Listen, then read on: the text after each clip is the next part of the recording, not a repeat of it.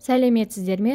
Бүгін мен сіздермен сәбіз көкөнісінің адам ағзасына, денсаулығына тигізетін емдік пайдасы жайлы сөз етпекпін. Каналымызды қолдау мақсатында лайк басып, комментарий жазып, подписация батырмасын басуды ұмытпаңыз. Адам өмірі үшін аса бағалы дәрумендер мен минералды заттарға бай тағы бір өсімдік ол сәбіз. А дәрумені калий тұзы мен каротинге бай өсімдік ағзадағы тұзды судың айналысын реттеп, судың денеден бөлінуін қамтамасыз етеді. Сәбіз бүкіл денеге пайдалы және салмақ тастағысы келетіндер үшін таптырмас өнім. Көптеген экзотикалық жемістер мен көкөністерден айырмашылығы сәбізді жыл бойы дүкендердің сөрелерінен табуға болады және қолжетімді бағада сатылады.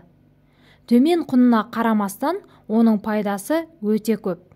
Көктемде оны авитаминоздың алдын алу ретінде диетаға қосу керек. Пайдалы қасиет сәбіз шырынында көбірек сақталады. Сондықтан да оны кішкентай бөбектер, болашақ және бала емізетін аналар, асқазан, бүйрек, жүрек, қант диабеті, бауыр ауруларында шалдыққан адамдардың көбірек пайдаланғаны жөн болады. Ересек адам күніне бір стақан сәбіз шырынын пайдаланса, әбден жеткілікті. Тек сәбіз шырыны тұрып қалмауы керек. Ұзақ тұрып қалса, шырынның сапасы өзгеріп, емдік қасиеті жоғалады. Сәбіз құрамындағы А дәрумені адам бойын өсіреді. Көбіру қабілеті мен теріні жақсартуға ықпал етеді. Бұл дәрумен жұмыртқа, бауыр және сүт өнімдерінде кездеседі. Сондықтан да сәбізді осы тағамдармен бірге пайдаланса болады. Сәбізді қаймақпен араластырып пайдаланса, оның құрамындағы каротиннің едәуір бөлшегін адам ағзасы өзіне оңай сіңіре алады. Сәбіздің құрамында каротиннен бөлек адам ағзасына сіңгенде глюкозаға айналатын 6-8% қант та бар. Ол көбіне сәбіздің сыртқы жұқа қабығында сақталады. Ал ортаңғы өзегі аскорбин қышқылы мен В дәруменіне бай. Сәбіз қаны азайған адамдарға өте пайдалы. Оның құрамындағы фолий қышқылы қанның қызыл түйіршігі эритроцитке айналады. Бұл қышқыл картоп пен ас бұршақта да кездеседі. Бірақ оны көбіне қайнатып барып пайдаланамыз. Ал сәбіз шүйкі күйінде де дәмді. Басқа өсімдіктер сияқты сәбізде де минералды заттар көп. Оған орай бүйрегі, жүрегі, қан тамырлары ауыратын адамға сәбіздің пайдасы мол. Сәбізді көптеген тағам түрлеріне қосып, әзірлеп, тәтті тағамға айналдыруға болады. Сәбізді тер күтіміне пайдалануға да болады. Дәрумендерге бай сәбізден жасалған маска терінің табиғи қалпын сақтауға, тартылып тазаруына ықпал етеді.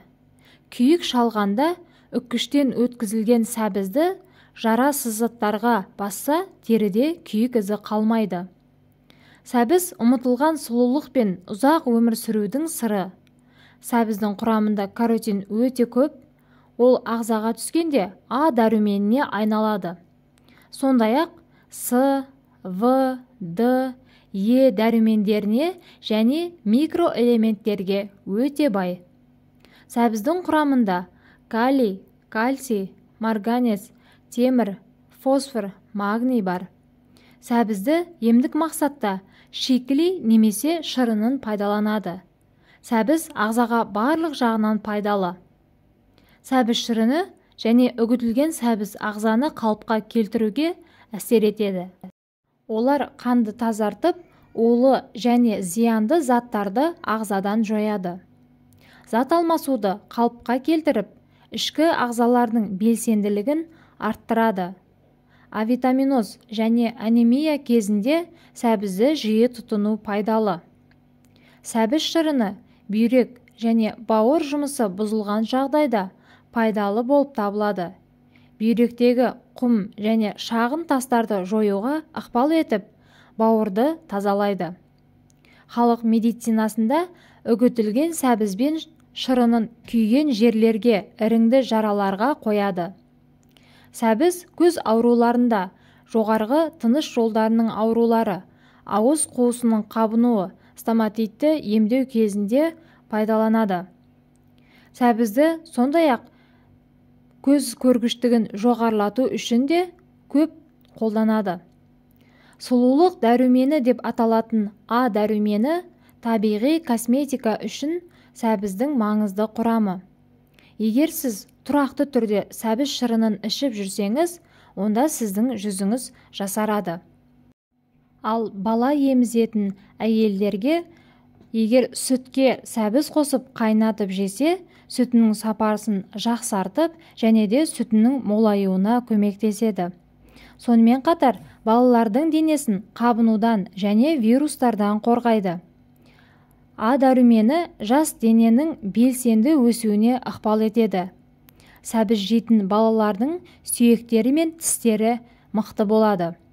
Айта кету керек, кейбір көз проблемалары, мысалы миопия бала кезінен дамиды. Сондықтан осы көкөністің арқасында мұндай аурулардың алдын алуға болады. Ауыз қуысының қабынуы мен стоматитке көмектеседі.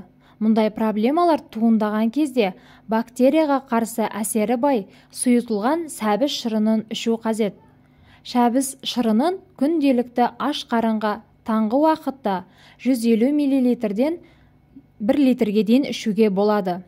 Егер сіз күнделікті 1 литр ішемін десеңіз, бірнеше бөліктерге бөліп 150 немесе 200 мл-ден күн бойында ішіп таусуыңыз қажет. Сонымен қатар сәбіз шырыны гельминттерге қарсы қасиеті өте жоғары бағаланады. Сондықтан сәбіз құртқа қарсы тамаша құрал болып саналады. Кальцийдің арқасында шашты, сүйектерді және тырнақтарды нығайтады.